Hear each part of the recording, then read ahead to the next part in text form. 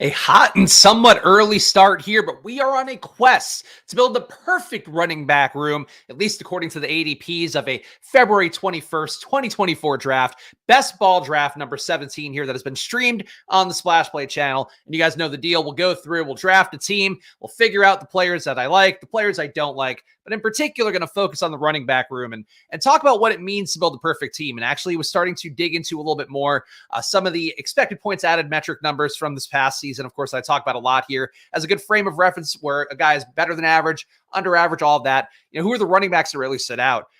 Christian McCaffrey, obviously, the fact that he has anything resembling a positive EPA with the amount of volume he gets, that would, I think, qualify him to be a guy you could define here on the thumbnail as being part of a perfect running back room.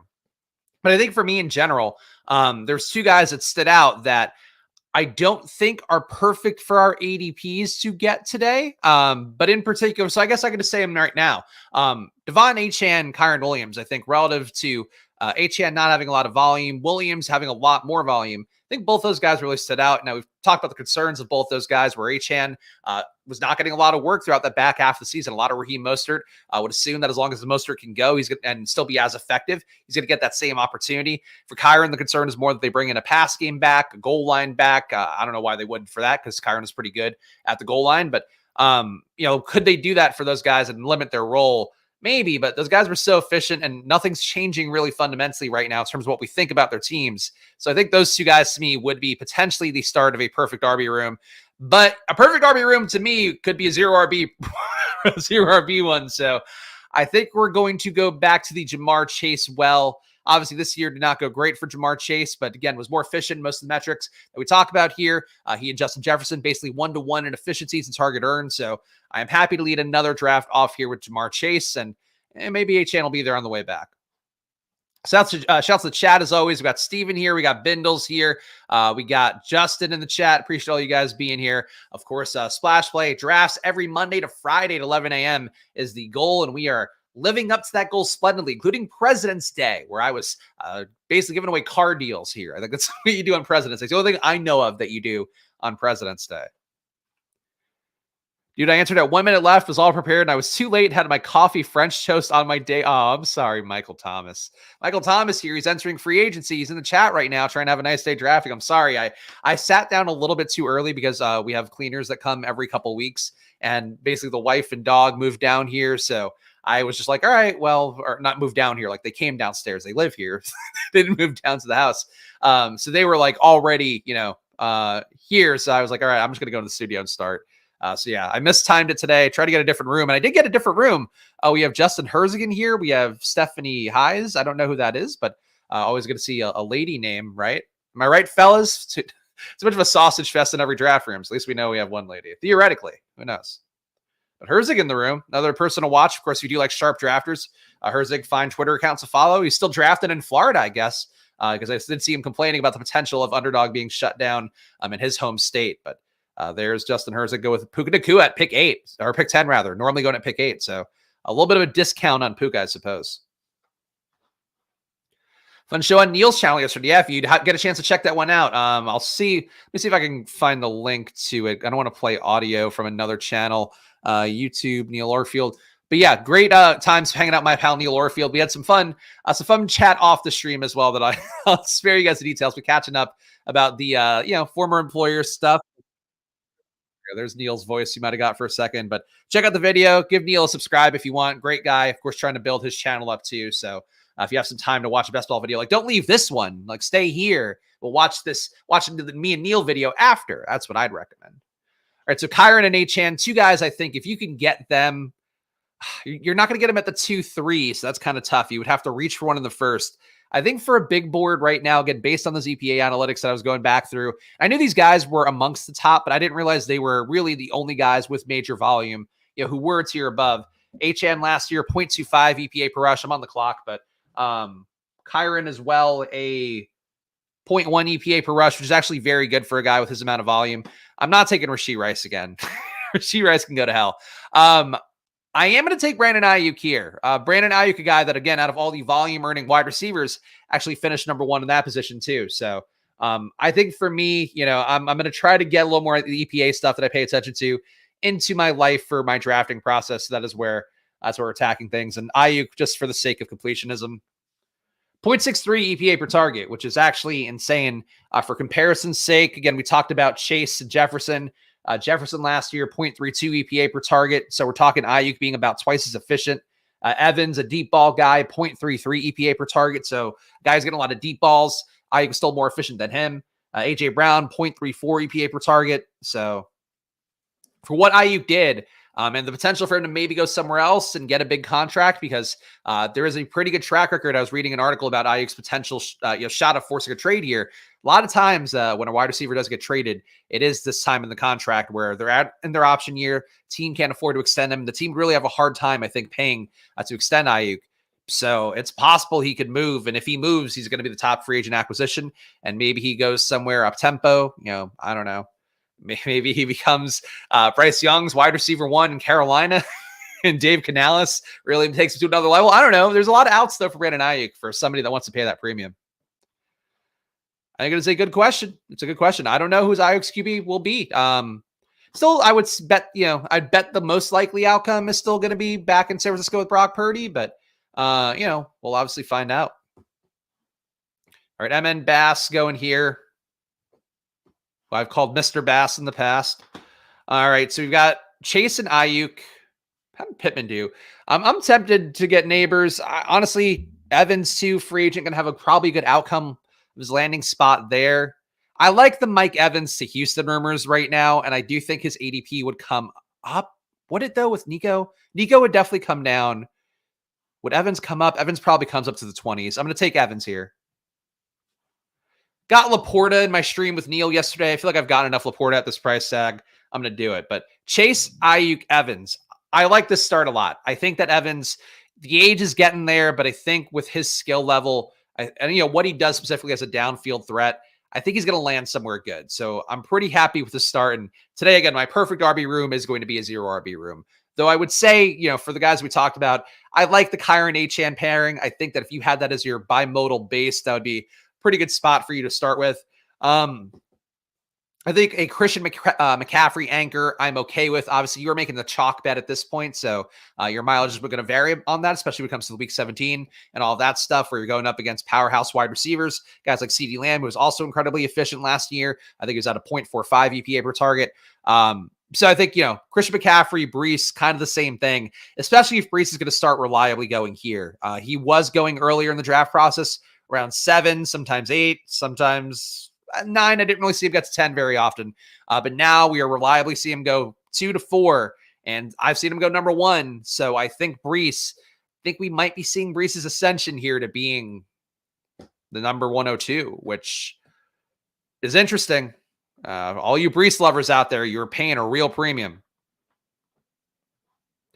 Finally got in the draft room, Fantasy Mo. Yeah, Mo wanted to get in yesterday, so good seeing new names coming in here. Of course, I'm always very welcoming to new people, as you guys know, as the regulars can always attest. But please do subscribe here to Splash Play, of course. Trying to grow the channel here every single day as we go to 4K subs, to 5K subs, to 10K subs. And that journey starts with you watching this video and subscribing and being in the mix. I don't expect you to watch every one, but we do have a playlist of every draft as well on the channel if you want to catch up. And I think perfectly good background content for 11 a.m. on a weekday, every single Monday to Friday. And, any time of day, really. You could listen whenever. You could also listen in podcast form now. Wow. How unique. People demanded it. I didn't know that people needed audio forms at this point, but I'm a YouTube premium guy, so I guess that's a differentiation point. I give my money that I make from YouTube right back to YouTube. That's what I try to do. I pay for YouTube TV, pay for Sunday Ticket, and then I give the money back for YouTube Premium as well. But not YouTube Music. Do you even pay for that? I don't know. Drafted next to Neil in that stream you did with him. I thought I saw your name in there. Yeah, I don't recall seeing your draft, Gamblestein, but I hope it was a good one for you. I thought that was a pretty clean room. Dan Zach was in that room as well. Dan Zach, nice little Twitter exchange that I was tagged in with him and Neil, the famous poker player. I don't know how famous. How famous is he? I don't know. But I'll say famous to be nice because he seems like a nice guy. Don't know that I agree with his tight end stances. Drafting a lot of them, but here we go. All right. Pick coming up here. We got Chase. We got Ayuk. We got Evans. I mean, this feels like a fairly obvious T. Higgins spot. Pacheco and EPA metrics last year, flat 0, which stood out to me. So wouldn't say it's replacement level. A slightly negative number would be replacement level, but he's kind of just a dude. I think Higgins makes sense again here. I'm falling into this trap. Am I falling into like a bad trap? The Cincinnati bounce back, I think, is still fair. Like Chase, a little bit cheaper than where he was last year. Higgins, appreciably cheaper than where he was last year. And I do think he's going back to Cincinnati. So we're going to go with 4 wide receivers here and maybe one more, go extreme and make that my perfect running back room. But different pathways to what a perfect running back room would be. I would say what wouldn't be a perfect one to me, though Saquon at pick 27 is not bad. I feel like starting with Saquon, another year for him, negative 0.2 EPA in the run plays, negative 0.2 EPA getting a target. Actually a little bit worse than that. He's just not that great, and I know people really want him to get a great free agent outcome. I kind of wonder if the teams who were also advanced analytically sound, like even the Cowboys, I saw pop up on my feed from one of the Sports Info Solutions guys who's the COO there. Like he was like reposting a job from the Cowboys. We're looking for basically an analytics person to do a fellowship there. And they have like a gigantic analytics staff, and the SIS guys talk about how sharp the Cowboys front office is. And what do we think about the Cowboys historically? That's the one where they're like, yeah, let's give Derrick Henry at age 50 $7 billion, give him the ball 100 times. And that's even the Cowboys. It's like they're, a site like Sports Info Solutions, and that's the one that I get all my data from that I think is so great, that they're like, yeah, this job with the Cowboys is like a leading job in analytics. And I think at a certain point, people have to realize that Saquon is, not going to add efficiency. And if you want $14 million a year from a new team, you're not efficient and you're not getting younger. I don't know. I don't think it's good. I'd rather have Josh Jacobs in both fantasy and real life football. Some other news items going around there. I feel like Jacobs still tied to the Raiders in general, but some reports that he could go to the Cowboys. Like ESPN had that in their free agent article. So interesting things floating around for him for sure. Let's see what MN Bass is going to do here. We got Mahomes on the board, which doesn't correlate with anything. Not going to really go up and reach for Kamara. I don't mind the Mark Andrews bounce back, though. Getting older, likely going to probably start to take a little bit of share away. Henry, I think, gets a good free agent outcome. God, not my spot. If Henry gets a good free agent outcome, he's going to move up like 20 spots, right? I would think. But AR... but Anthony Richardson was the click. That's sometimes, look, I think that Derrick Henry would have been, I think my Derrick Henry point there is sound. I think he could be the start to a theoretical perfect running back room. But sometimes you get AR at pick 54, uncorrelated, and you go, why not? Anthony Richardson. That was actually a report that would have mattered for the draft too. Michael Pittman, apparently very happy to be franchise tagged and to come back to Indianapolis. So does seem like there's going to be likely the same wide receiver configuration for the most part for Anthony Richardson next year. Shout out to Bindles here. Gifted 5 Splash Play memberships. I appreciate that very much. And please, everyone who gets a new membership, say thank you to Bindles, and I'll update the graphic again.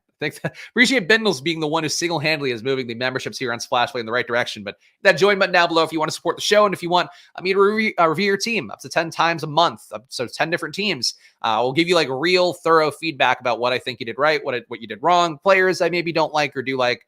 But that's sort of what the process is here, which did help a few guys last year meaningfully. So very happy to have you guys back in, or if you want more feedback for yourself or for the first time, hit that join button and just reach out to me on Twitter or on the Deposit Kingdom Discord, and you can get me there. Got to stay with the brand. Thank you. Yeah, I mean, look, the brand is strong. The brand is strong. I'm getting back to my AR ways. I still think, we're not dead yet on my perfect rookie draft, my 4 horsemen of the rookie apocalypse that I could like to get in a draft room if I can. But I think that, an AR Jaden Daniels team alone could be pretty fun to add to the roster. 2 guys that I think are very good versions of things. As I've said before, Jaden Daniels, I think, is Anthony Richardson and CJ Stroud rolled into one. He's a little bit older than both of them. That's the one downside for him as a prospect, is that he's 23. But, I think that those guys, the plus EPA throwing at every level, like CJ Stroud, the willingness to get the ball downfield like AR and Stroud, and then the running 10 times a game, more than AR did in college, I think going to bode well for Daniels. The one critique I've started to see on social media, a lot of Jaden Daniels lately, and I don't know how me putting on the AR jersey came out Jaden Daniels, but I do think they're very similar prospects in terms of my love and enthusiasm for them. So people complaining about the Wile E. Coyote nature, I feel like was the tweet that I saw. I think Mina Kimes posted and Doug Farrar of, I think it's at USA Today still. But a football analyst guy who was formerly of Football Outsiders, who actually follows me for some reason. He had posted like the Wile E. Coyote nature of like Jaden Daniels runs can be a little bit tough. So maybe that's the one thing you worry about. I don't think Nick Chubb is a good running back pick at this ADP still. Joe Burrow, we do want with that Cincinnati double, even though I took AR for no reason. I'm going to take Montgomery here. I think that he could be our start to a perfect running back room. Do you think he's undervalued? He's, I think, going to be 27 in season next year. So getting at the age where maybe there could be a fall off. And obviously, I think with the ADPs right now, people are paying that price tag for Jahmyr Gibbs, expecting there to be a fall off. But if there isn't, or at least if Montgomery does keep his role at the goal line, I think he's in a very good spot. This past season, Montgomery, let's see, 0.07 EPA per rush, so a positive EPA rusher. Did not add a lot in the receiving game, though, negative 0.2 EPA there. Gibbs was a negative EPA rusher, so same offensive line, same situation, but we did see Montgomery be a little bit more effective in pure run plays. And then we also saw Montgomery getting 3.9 red zone rushes a game over the course of a year, 2.2 inside the 5-yard line. So I think that there are positive things for David Montgomery to come back, just as long as he doesn't regress and as long as the Lions don't regress. And I certainly don't believe they will, keeping everything in line. There we go. Green check mark thanking Bindles. Love to see the thanking of Bindles here. The very generous Bindles. Always nice to see that kindness in the community. If you watch Brian Thomas's tape, it really makes you sour on Jaden's deep accuracy, and he might be too small, be a real red zone rushing threat. Don't agree with that at all. I appreciate the different sentiment. I just don't think that shows numerically, and I don't really think that shows in the tape. The one critique people have of Jaden Daniels is like he's like throws a lot of fades, but I don't think that's that's a positive. I think to be able to have the accuracy to hit fades reliably, I think is going to translate to whatever throws you have to make at a pro level. All right, so we did push Joe Burrow back to me. So that's, I think, another good one here. Brock Bowers, very tempting as well, but we're not going to push Joe Burrow another couple dozen spots, I don't think. So an AR Joe Burrow team, another double elitish QB build, but AR Joe Burrow at QB, David Montgomery at running back, Jamar Chase, Brandon Ayuk, Mike Evans, C. Higgins at wide receiver. Didn't take any of the trendy rookies, didn't get, which I do like. Love my Marvin Harrison Jr. shares if I can get them. Love my Malik Neighbor shares if I can get them. But I have no complaints about this team so far. I think there's some Kyler and Daniels.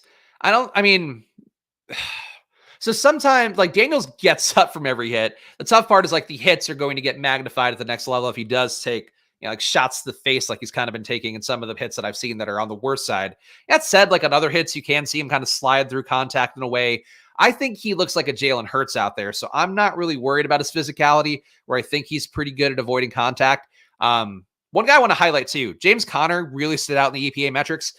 Positive EPA in both the run game and the pass game, and could be really just the efficiency of that Arizona offense more than it is a guy like James Conner, who I think is mostly just a dude, but a 0.09 EPA rusher per play, 0.07 EPA per pass. So James Conner was adding value in both facets, and I do think at pick 81, I think he's going to come back to Arizona. I don't think they're going to break it up because I think they believe they can add stuff around those guys, and that team can be at least feisty, if not a Super Bowl contender next year.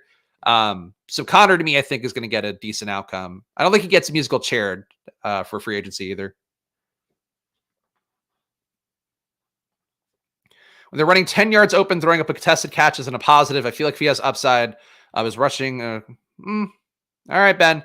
We'll have to agree to disagree on this one. I think really the main thing to me is creating value at every level. And again, Jay Daniels did that on short throws, did that in mid-level throws, did that on deep throws. I think you're watching selective amounts of it and kind of reading too much into that when you have to look at, again, that overall picture. The overall picture is why we want the biggest sample size possible to see how guys do in different facets. And the one thing you could say for Jane Daniels is like he maybe takes sacks a little bit more than he should, but I don't think that's enough to spook me off or anything. I see some nice picks that we could have here. One guy I was surprised to see when reviewing the EPA stuff. Jalen Warren, negative in run EPA and pass EPA last year. Think we can blame Pittsburgh for that. Najee was negative too and more negative in both. But Jalen Warren was not a plus EPA player, despite being a very positive one the year before. All right, so we don't need another QB, but Brock Purdy would make sense. Raheem Mostert, I think, again, a little bit undervalued. Last year, obviously, was a very good player, touchdown hound. Brian Robinson, part of an ambiguous backfield. I think that Mostert should go ahead of him. So I'm going to add him here with our 4 wide receivers and our 2 QBs, Anthony Richardson and Joe Burrow. Running back, we have Montgomery and now Mostert. Wide receiver, Jamar Chase, Brandon Ayuk, Mike Evans, T. Higgins. Team so far. I like this team. I think one more receiver, if I didn't take the double elite QB, would be nice, but I think this can work pretty well. So Mostert does drop. That's true. You could definitely get Mostert cheaper. We've seen Mostert go yesterday. I forget what was the stream with on here or the stream with me and Neil. Saw Mostert go in like the 110s, I believe. So I agree that Mostert shouldn't drop. Again, I think that if Najee's going to go 97 or whatever, 87, I think he should probably go ahead of Najee. I think he should go around Mixon, if not before Mixon. I'd put him behind Connor, and I think I'd put him behind Pollard, just on the shot that Pollard gets the Dallas job back again, and it's somehow better. I think it'd be the hope for him. Can I assume since you have Chase and Higgins already, you'd like to stack with Burrow? Well, okay. Yeah, I guess you might be a little bit behind. Yes, I am stacked with Burrow. So I did do that. Yoshivas late. I think the better pick, and I was talking about this with Neil yesterday. I think the better pick, knowing that Higgins is likely to get franchise tag, confirmation reports as well. We talked about Pittman earlier. Higgins very likely to get franchise tag as well, which we've been saying for weeks now. So if you've been following the streams, you knew that. Yoshivas would have benefited more so if Higgins left. He's more of an outside receiver. I don't think he has like the route ability to be a slot guy. But I think Charlie Jones is the one that would step up. Now, is he going to step up enough? Trenton Irwin is still probably going to be on that roster, I would think. So those are 2 guys you could take, but I would take a shot on Charlie Jones, I think. All right, so we have a 2-2-4-0. I do like Chase Brown. Chase Brown, a lot shiftier than one would think last year. Josh Downs would make sense with AR here. Javonte would help me really solidify running back. I think we have to take the AR correlation. I still like Josh Downs at this price tag, even though maybe a little bit overpriced for the chance that Pittman wouldn't come back. I think there's a chance that that's baked into the ADP a little bit. But I'm going to take Josh Downs here. Josh Downs at 102. Troy Franklin, again, another guy very hard for me to pass up here, but I'll take the AR correlation for right now. And I'd be very bummed if somehow Troy Franklin goes to Indianapolis and changes the game there. Michael Thomas and Gabe Davis in chat. Splash Play has player support. Yeah, it's finally. And Des Bryant follows me on Twitter, though. He did not. I'm not part of his personal corner initiative or his parlay betting, which apparently Des won like $470K on like a $700 parlay, which weird numbers to have for both. But Des is like in the crypto space, in the fantasy football space, in the Web3 space, and he's putting down parlays. So I guess a man of diverse interests. So shout out to former throw up the X for Des hitting his parlays. Downside an injury mid-year could suppress his play a lot. Yeah, maybe. I mean, the Minshew of it all, also not great.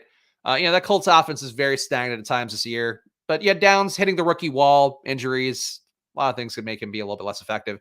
I do think, though, for him, the real hope of buying him at the 100s is that somehow Pittman didn't come back, and then they didn't really upgrade that slot situation or, the kind of possession guy, a situation. They just upgraded like an outside receiver who gets downfield, because that would really open things up for Josh Downs a lot. But I think with where he is, I feel like his ADP could come down a little bit, come to like the 110s, maybe 120 range if we see Pittman's confirmation that he's coming back. Because right now it's like people who are following the reports closely know that Pittman's probably coming back. People who aren't still think like, that's up in the air. I skipped Javonte a lot. For some reason, I grabbed Cortland and or Judy at value. I mean, Cortland Sutton got a lot of red zone work last year, and Javonte, for whatever it's worth, I don't think he was great last year, but let me see if that's correct or not. Javonte with an O. How can I spell Javonte with an A? Negative 0.15 EPA per rush, negative 0.14 EPA per pass, which you can get away with if the team's really committed to you. If the team's not committed to you, those are numbers that the efficiency, somebody could come in and take your job. But they were committed to him mostly. So I think Javonte is appropriately priced for me. Jaleel McLaughlin, his usage last year was weird, where they're going him a lot at the midpoint of the season, then kind of went away from him again. We're going heavier Javonte while using Samaje Perine and the pass downs. I kind of feel like Jaleel McLaughlin Not a high draft capital guy, but I would like to see him get more work there because I think he's a more efficient back than Javonte. But yeah, where Javonte's going, I don't blame taking a flyer on him. All right, so Singletary, a guy who also was not that efficient last year. Khalil Shakir was quietly a 0.87 EPA per target guy last year, which surprised me. Obviously, the volume wasn't perfect there, but definitely stood out. Kind of think that Roshan could add value to this team. I've taken a lot of Singletary. I'm going to take Roshan because Roshan is never there in my spot, and I end up with Singletary and Chuba. I'm going to take Roshan on this build. How did Roshan do last year? Roshan was very good at Texas compared to the pros. Negative 0.06 EPA per rush, which is not bad, actually. That would put him better than Tyler Algier, better than Singletary, better than Chuba Hubbard, better than Ramondre. So we could live with that for Roshan. And negative 0.18 EPA per pass, which is also not great. He did well in pass protection to get himself on the field, but I don't think the results were really there. All the Twitter doctors giving it a full year on Javonte. Won't be 100%. Yeah, that's fair. I think that Denver definitely wants to run the ball so somebody can get there. The question is just like, is Denver going to be good enough, to actually have the ability to possess the ball that frequently? And yeah, I think there's a shot. That defense was so bad last year, but obviously it would be hard to be that bad for 2 straight years. So we'll see. There's definitely outs for both Javonte and McLaughlin. I just don't really love either, I guess is the best way to put that. Roshan Johnson, though, happy to get him here. Would expect Justin Fields. There's actually a 33rd team interview with the St. Brown brothers, I believe, and Justin Fields, where he talks about his unfollowing the Bears. So I don't know if that was like a social media stunt or what, / negotiation ploy as well. But that is something out there that I've not gotten a chance to see if it came out yet. I think it comes out. It comes out today. It's at the 21st. But check out that interview to see why Justin Fields unfollowed the Bears. The point being, though, if Justin Fields is gone, it's a traditional offense. Roshan could be a big winner in that. Khalil Herbert under contract for another year, too, so he could be a big winner just from having a QB that's not going to take goal line touches away from you. Caleb Williams does run a little more than people realize. That we'll see if he's one of those guys that kind of phases it out of his game. Like Mahomes, does not really run very much. All right. Singletary's still here, huh? All right, now Singletary gone. We definitely need some tight ends here, but for Cincinnati and Indianapolis, there's not really a natural correlation that I need to force. Is there a world where Dalton Schultz could end up in Cincinnati? Like just because he wants to win and he gets that Tanner Hudson-y role? Because I think I like him more. I don't mind Shaheed, but I don't really need 6 wide receivers yet, I don't think. I'm going Dalton Schultz here. Good shot he comes back to Houston. Houston has a lot of cap room, but a chance that he could end up, Houston wants to go a different direction. Houston drafts Brock Bowers, another outcome that'd be pretty fun. So Dalton Schultz, I think no matter what, will get a pretty good job at free agency. The risk would be that he goes somewhere and he's like the Austin Hooper and he's just kind of the guy who's blocking a younger tight end or somebody who even is part of a 2 tight end rotation. Maybe like for the Jets, see CJ Uzoma going to get cut there. Maybe they go Dalton Schultz. Aaron Rodgers played him once and thought he was really good. That's the kind of thing that could happen. So I'm okay with Dalton Schultz here. Yeah, our guy AZ Mountain Man checking out some Bindle streams. Bindles, I might be doing a stream with him on Friday. Bindles, I did reply to you this morning if you didn't get that yet. But yeah, I'll do a stream with Bindles soon too, and we'll be happy to promote that. If you guys are doing channels and you're actually, if you're actually doing it, not just like don't start a channel to make me do a stream with you. If you are doing that and I can help out, let me know whenever the schedule permits. Happy to join on there, even if you're not Neil Orfield or Bindles. I'm not only exclusively booked to Neil Orfield and Bindles, my friends. I can take bookings from anywhere. Can these teams all just make their keep, cut, trade decisions? I mean, that's the fun of doing it right now is if you pay really close attention, you can start to surmise some stuff. Downside, sometimes you might read the tea leaves a little bit too inaccurately. Joe Mixon last year, I think, would be a pretty good example of that, where thought like the criminal stuff, the contract stuff was going to come to a head and lead to him not being on that team. And there he was on the team. And honestly, too, in a way that really inhibited Chase Brown, which sucked because Chase Brown was actually good last year. Though I don't think he'll be quite as good if he got a Mixon workload. Point being, though, like, you can make yourself make some mistakes with it. But, if you're paying close attention, like, okay, Kamara's a pretty decent cut candidate. Kamara also advanced analytically, really not good last year. Mixon, very likely cut candidate again. I think this is probably the year they actually do it. All right, so Shaheed fell again. I do think Jerome Ford would really solidify this running back room. This is too good of a value on Shaheed for a wide receiver 6. Give me some spike weeks. I think we'll get a good second running back no matter what on the way back. Team so far, AR, Joe Burrow. Of course, I'm wearing the jersey. You probably guessed. David Montgomery, Raheem Mostert, Roshan Johnson, Jamar Chase, Brandon Ayuk, Mike Evans, C. Higgins, Josh Downs, Rashid Shaheed, and Dalton Schultz. That is the team so far. I would hang out with Fantasy Flock too. I think that'd be tremendous content. It'd be probably a little bit awkward at first, but I think eventually, unless you're going to go in deliberately being an asshole, I think, which I wouldn't do. I would probably gently prod and poke as I like to do. I like to go a little choo. But that would be the fun part of it. But I'd be happy to do that. But he's so worlds ahead of me. I think it's one of those things where, if you have all the subscribers in the world and all the views in the world, like, why you don't need to punch down, and he should. That's why I thought the DM was weird. But it's a weird thing with like punching down for him because like he has a lot more views and whatever. Obviously, guys like Pete and I, who he DM'd us because he heard us joking about him on Splash Play. We have a lot more bona fides in terms of the work we've done, the places we've been, and our credibility in terms of having some winnings in our careers as well. So I think it's a little bit of a different scene, but I'm happy to do stuff with anybody.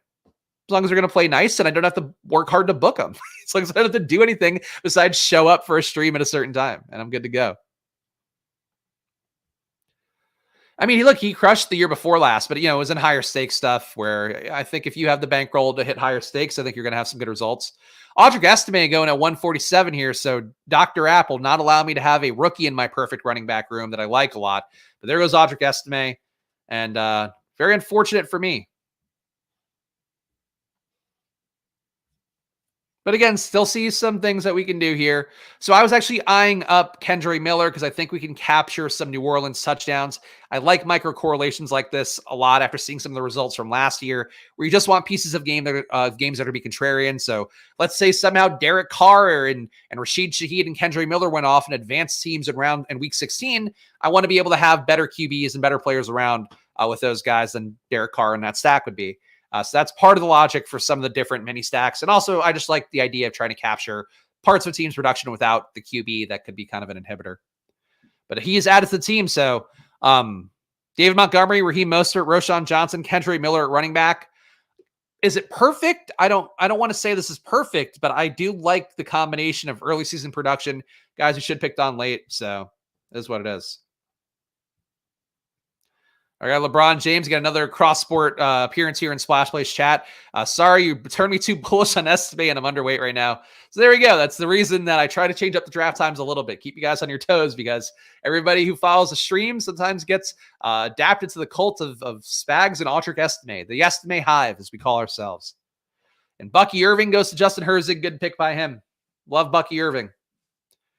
He's an opposite kind of back to Audric Estime. Estime is all power, straight line speed. He's not gonna shift around you too much. He does have a little bit of burst and a little bit of wiggle, but not as much. Whereas Bucky Irving is all wiggle. Bucky Irving is all escapability and all that stuff, and was incredibly efficient as well. 0.197 EPA, so 0.2 EPA per rush at Oregon. Oregon was a very effective offense, a very efficient offense, scored touchdowns. I mean, tremendously. As I talked about, Bo Nix, I think, did a good job running that boat, even if he himself probably can't run an offense like a Jaden Daniels can, like a Caleb Williams can, like a Drake May can, where they're creating their own value. But for the most part, I think that was the case for that team. But yeah, the results that Bucky Irving got, even with all that, he was great. He was great. All right. On the clock again, 2-4-6-1.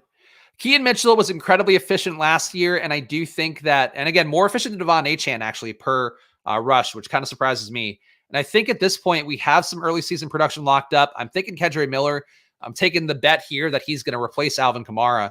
I'm going to go Keaton Mitchell, and I think that Keaton Mitchell at this point probably should go above Algier and Zach Moss. Zach Moss is one possible outcome that I would keep the faintest eye on. I think it's most likely he goes back to Indianapolis.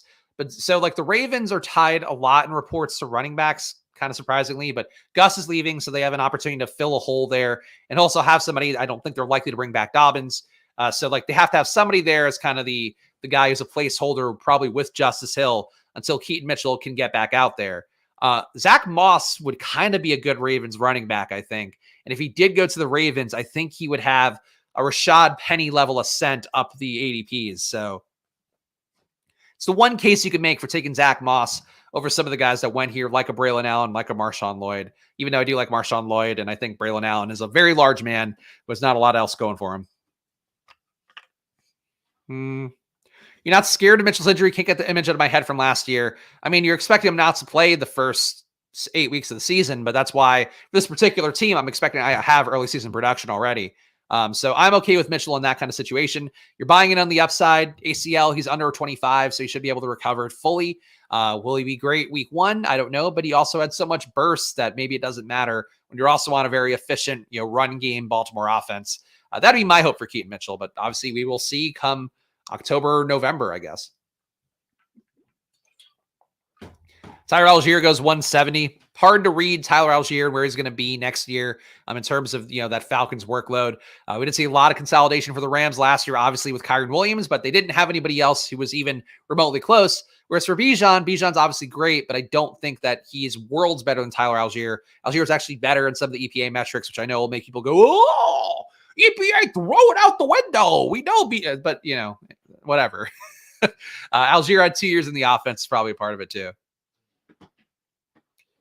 All right. Elijah Moore goes. Don't really care about that.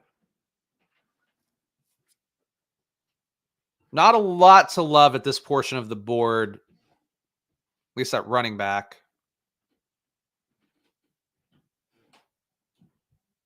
All right, we're going to take our guy, Xavier Leggett. Again, do believe that there are some faint comps to A.J. Brown that you can make with him in terms of his play on the field, in terms of his build and muscularity. That said, he's an older receiver, and he only really had one great year in college. So that's the downside for Leggett, but I'm still in the bag for him, and I think that he's an interesting player, especially when we have gotten past some of the hype boys like Roman Wilson.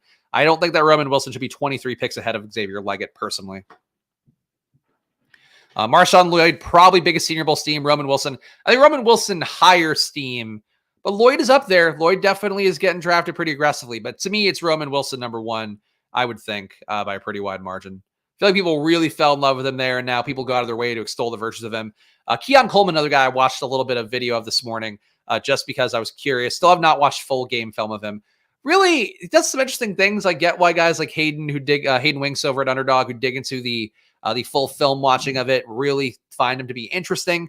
I think him with the age, with the size, and some of the things he does on tape, I could see the case for the upside. I think the current production, though, is still so bad that's really hard for me to not see the Jonathan Mingo comparison, really, where Mingo is a guy that looked kind of good on tape doing some things, but really was not getting a lot of depth on his targets, was not getting downfield meaningfully. I think that that's still where I see Keon Coleman, but if he tests well at the combine, you start seeing reliable first-round draft capital reports for him. I think that's where he becomes a little more interesting. But Coleman, man, I just like, you watch a guy like Leggett versus a guy like Coleman, and I think they're just different. They're different beasts entirely in terms of like both the, I guess Leggett's pretty big, so I shouldn't say that. Coleman's just big. He doesn't do a whole lot more in terms of like actual route running and all of that. But then he makes some plays where like he'll stop on a dime and like cut and do some interesting things.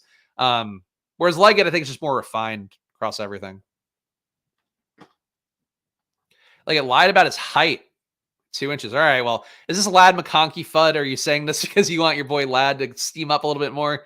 I don't know. Can't trust anything Adam says about opposing receivers of a similar grid. Jalen Wright's steam coming up a little bit. I'm not really sure about the why on that one. I have Jalen Wright in here. Yeah, Jalen Wright. 0.14 EPA per rush last year. Tennessee, only 13 rushes a game. 32% avoided tackle rate, not that bad. All right. I don't know that Jalen Wright should be surging up this much. I guess the main thing. Could use one more running back. Maybe Gus. We do have that bet on New Orleans, and Juwan Johnson kind of interesting on that front. Now, Yeah, over 10 picks after ADP. We're going Juwan Johnson for tight end 2. Do need another running back, but I think we'll get somebody coming up here. Team so far: AR, Anthony Richardson, Joe Burrow at QB, David Montgomery, Raheem Mostert, Roshan Johnson, Kendre Miller, Keaton Mitchell. Again, not a perfect running back room, but I really like the texture of this one. I like that we got some guys as decent values. I like that we got guys that I think can go up meaningfully in ADP. I like that we guys that are efficient and also have the ability to be in a better offense next year for themselves. Wide receiver: Jamar Chase, Brandon Ayuk, Mike Evans, T. Higgins, Josh Downs, Rashid Shaheed, and Xavier Leggett should be done at receiver, I think. And Dalton Schultz and Juwan Johnson at tight end. Maybe one more luxury receiver, I guess. May very well be a Senate last pick team. I agree. Jalen Wright's by far the best pass blocker in the draft. He'll be trusted by the team he's on. Not great, but guaranteed snaps in the 18th round is his team. Okay. I mean, look, there aren't a lot of great running backs left at this range. I don't know. I'm confused as to why people don't like Jason McClellan more. I guess analytically for me, he wouldn't be that kind of guy. I'm surprised he didn't get steam. Kendall Milton, we've talked about the Kendall Milton fans out there that pretty big fans of what he did at Georgia. I guess he's not in any mock drafts that I've pulled before, so I'm not sure what draft capital will be, but I thought he looked a little better analytically. I would take Jalen Wright over Frank Gore. I would give that for sure. But I don't know. Not like wowed by Jalen Wright. I think he's another okay guy in a class full of like kind of okay guys and a few that are mild outliers. Will Shipley is one that like people have gotten right in ADP. Will Shipley being where he is, I think. Him being low and not coming up at all, I think very positive. All right, so we didn't take Tony Pollard earlier, and we have Rico Dowdle right here, and I think this is a nice pick for the team to be the RB6. So a shot, a faint shot to be clear, but a shot that he becomes the lead back in Dallas. Anthony Richardson, Joe Burrow, David Montgomery, Raheem Mostert, Roshan Johnson, Kendre Miller, Keaton Mitchell, Rico Dowdle, Jamar Chase, Brandon Ayuk, Mike Evans, T. Higgins, Josh Downs, Shaheed, Xavier Leggett, Dalton Schultz, and Juwan Johnson. I don't know. I like the bets on this team. Basically a bet that Taysom Hill falls out of favor or is hurt or something, and both are possible. Don't think they can cut Taysom Hill, even though he's got a really big cap hold. I think that would hurt that team that can't make any cap moves at all. But if he were somehow completely out of favor, probably would bode well for the guys that I've drafted. Milton won't pull much draft capital, don't think, but he has a strong second half of the season after dealing with an injury early. The numbers look good for him. I was definitely impressed. Like a lot of times when people ask in the chat, like, hey, what about this guy? What about that guy? It's just like they're like, you know, the advanced analytics make him look like just a dude, but 30% avoided tackle rate for Kendall Milton, Jesus. It's 0.27 EPA per rush. 0.27 EPA per rush would be the best in this class. It's not the biggest sample size. He only got 10 rushes per game, but these are not bad numbers. And he was good against 8-man boxes. Didn't catch passes enough to qualify amongst the top 200 pass catchers at running back. So that's not great, but 2.9 red zone rushes a game. They trusted him at the goal line. Like out of all these late guys that don't get drafted at all, I think that Milton is kind of interesting, even though you really do need to get drafted and have some kind of capital to feel any sort of confidence. Forget if I mentioned it earlier, but Davis Allen really stood out in the EPA metrics, had like a 0.7 EPA per target last year for his limited run for the Rams. Do you think obviously it's going to come down with a full workload over the course of games? But he was tremendous last year in a way that I would, if I had to plant a flag for somebody being this year's Jake Ferguson, Davis Allen's probably the run out's too perfect for him. Higbee out with the ACL, probably a cap casualty. Davis Allen coming right in. He played well enough last year that they probably don't have to spend big draft capital there unless something falls in their lap. That's the one thing, but you're paying a pick 207 for him. So he's basically free. Davis Allen is a great pick at this range. All right. 2672.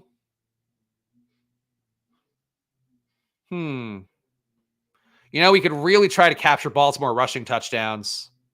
Could go Yoshevitz, which I know people like, but again, I really don't think that he's going to benefit from T. Higgins being back. I'm going Justice Hill here. I got to make sure Justice Hill's under contract, right? I think he's got one more year. Let's hope so. Because Gus, we know, a free agent. Get Justice Hill one more year under contract. They could cut him if they wanted to save 1.5 million, I guess. But so Justice Hill likely back. So we're capturing Baltimore touchdowns. Again, do you think that allowing the two backs from the same backfield that have pathways to having multiple touchdown games. I'm willing to go there a little bit more this year. So Justice Hill, RB7 for me.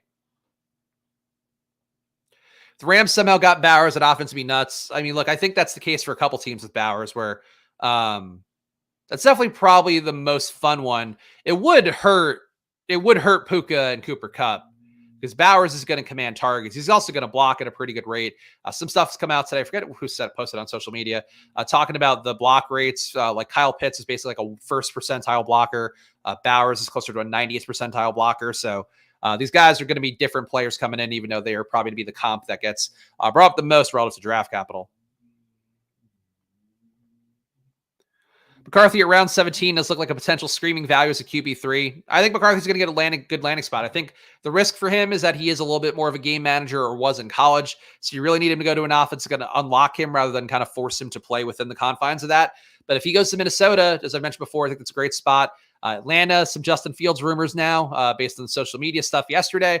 That's a team that certainly, if they didn't go Justin Fields' way, could go McCarthy's way. That would be, I think, a nice fit for him as well. So we will see. I think McCarthy's got a couple good outs, but if he's the Mac Jones guy in New England, you hope that they've changed enough over there that he can add some value. All right, coming up again, 2 more picks left. A 2-7-7-2 build. Really don't think we need a QB3, so don't anticipate that being a thing. All right, so Noah Fant's going to be my pick here. Noah Fant, again, could be a guy for a team looking for a tight end like the Colts may be, like Cincinnati might be, like Houston might be. Noah Fant going somewhere, taking a big leap upwards is definitely there. A tweet yesterday I saw from who the fuck put it out there. It's too many things that you see on social media, even in February for this stuff. But Noah Fant, RAS scores were like off the charts for him. And he's going to be 26, which is normally around the time the tight ends break out. So Noah Fant really, I think, a player that to me, the possible good free agent outcome for him is not being priced in at all. And the fact, too, that he could be going to a much more efficient Seattle offense if he does come back there. But I think the expectation I've seen from cap people out there that Noah Fant expecting like a 3-year deal for 12 to 15 mil, which be enough to get him on the field. The Falcons draft JJ will be in free agency looking for a new team. JJ would be a great fit for a team like that. That he just has to know to feed like a couple guys. That's where you want JJ to be, I think. Especially, good offensive coordinator there as well. I think that's where he's going to reach his ceiling. It's a team that doesn't ask him to do too much, but, uses him efficiently, uses him in that Brock Purdy kind of style where you're taking your deep shots, but you're taking them very strategically within the framework of an offense. I think that'd be great for JJ McCarthy, but the best outcome for Minnesota would be Jaden Daniels. The best outcome for JJ McCarthy would be Minnesota, I think. Drake May too, honestly. Minnesota would be a great fit for literally any of the QBs in this draft because they're going to have a coach, Kevin O'Connell over there. And then they're also going to have Justin Jefferson and Jordan Addison as two tremendous weapons. And then Hawkinson at some point next year back, hopefully, if not the year after. So they really like whatever QB ends up with that job that Minnesota goes out there and gets, if it's not Kirk Cousins, is going to really be in a tremendous situation. Dig fan, he's an Iowa tight end, got a standard to uphold. I mean, he's had spike weeks before. He just, the Seattle situation's weird. Like they really did some strange things that I don't think were the most logical or actionable for anybody. We have a 2-7-7-3 here. I think you could make the case to take an eighth of either position of running back or wide receiver. Michael Thomas not coming back. Is there a world where Juwan Jennings gets more routes because the Niners trade Ayuk? I think so. Wide receiver 8. Come on down, Juwan Jennings. Final team, Anthony Richardson and Joe Burrow at running back. David Montgomery, Raheem Mostert, Roshan Johnson, Kendre Miller, Keaton Mitchell, Rico Dowdle, and Justice Hill. So we captured the Baltimore backfield, hopefully, if they don't upgrade. Jamar Chase, Brandon Ayuk, Mike Evans, T. Higgins, Josh Downs, Rashid Shaheed, Xavier Leggett, Juwan Jennings, Dalton Schultz, Juwan Johnson, Noah Fant. Obviously, good correlation for Burrow, less good correlation directly for AR. Could have more, if things move around in free agency, which is the one thing for the big board. Very possible we end up with a better outcome here, which happened for a few of my teams last year with guys moving around. So we will see. But there we go, guys. That is our draft for today. So again, if you're new around here, please do subscribe down below. Splash Plan that march to 4K subs to 5K subs.